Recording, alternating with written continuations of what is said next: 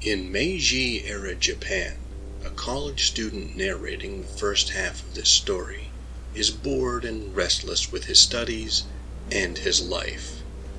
By chance, he meets an older man who interests him with his general air of knowledge and detachment. They continue their acquaintance when they return to Tokyo, with the narrator often visiting the man he calls Sensei, developing a mostly genial bond with the older man and his wife. Over the next few years, the student both admires Sensei's aloofness and enigmatic persona, while also finding it frustrating to be held at arm's length by someone he holds in high regard. Even Sensei's wife admits she cannot fathom her husband's attitude and moods. After sincere and direct questioning from the narrator, Sensei finally agrees to tell his story when the time is right. When the narrator finishes his course of study and returns to his family's home, his stay is lengthened indeterminately by a sudden, bad turn in his father's health. Unable to return to Tokyo, the narrator sends a message to Sensei, explaining his inability to continue their meeting and, in order to placate his mother, ask for help finding a job. There is no reply for many days as the young man waits on his father, who is almost certainly on his deathbed. Eventually, the newspapers report the death of Emperor Meiji, and a thick letter arrives for the narrator. It is from Sensei, and it contains the older man's account of his youth and what led him to his life of distrust and detachment. A famous novel from the Meiji Restoration, Kokoro, is a novel about many subjects that are familiar to the lives of contemporary readers. There is the sense of dislocation that occurs during a time of major cultural and technological change. The conflict between conservative provincial attitudes and those of an increasingly large, modernizing intellectual and social leadership, and concerns about generational dissonance and disagreement. What surprised me the most, however, was the novel's exploration of male loneliness. While not only a contemporary problem, there is plenty of evidence to suggest loneliness among men is a widespread, if not growing, concern across the industrialized world. In Kokoro, it is one of the major through lines of the novel. Even when characters are not physically alone, they often feel disconnected from people around them. This sense of isolation and loneliness motivates many of the actions that characters take throughout the story, and it will feel immediate and timely to a contemporary audience, despite the distance in time and culture for many readers.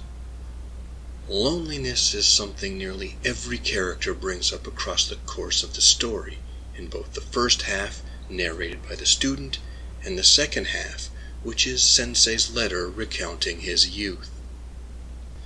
This introspection and attempt to deal with the persistent fear that every man is indeed an island, and an almost entirely unknowable one at that, is the bulk of the novel. The cast of characters is tiny. There is barely a plot to speak of. The pace is glacial. There are certain details that are just never provided. For instance, I don't think we ever know what these characters are studying in college, and you'd think that might be a little important.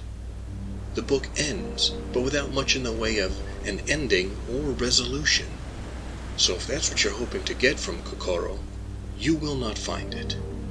As an exploration of that loneliness that can affect men and alter their perspectives and the shape of their whole lives, the novel is profoundly insightful. I will note the book does not claim this destructive loneliness only afflicts men, but male loneliness is the thematic focus. The closest similar novels that I can think of are the works of Hermann Hesse, wherein exceptional, lonely young men often go out into the world desperate to find themselves, and on occasion succeed. Themes about masculine identity and loneliness in Demian, Steppenwolf, and Narcissus and Goldman are treated with the sincerity and melodrama that is found in Natsume Soseki's Kokoro. The idea can also be found in many works by Haruki Murakami.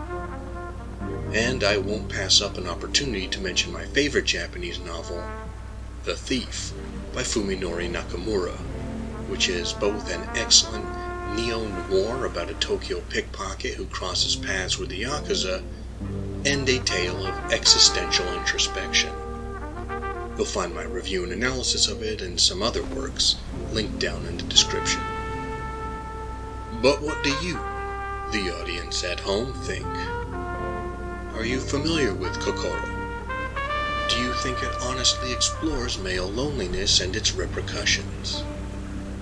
Is this novel one of the great works of Japanese literature, as many people claim? Feel free to share your thoughts in the comments. Thank you for taking the time to listen to my peculiar notions. If you appreciate this channel and want to support it, you know what to do. You can also take a moment to like, comment, share, and subscribe to the channel of another YouTube creator you enjoy, or the algorithm will almost certainly isolate them. Until next time, read some good books, live, and be well.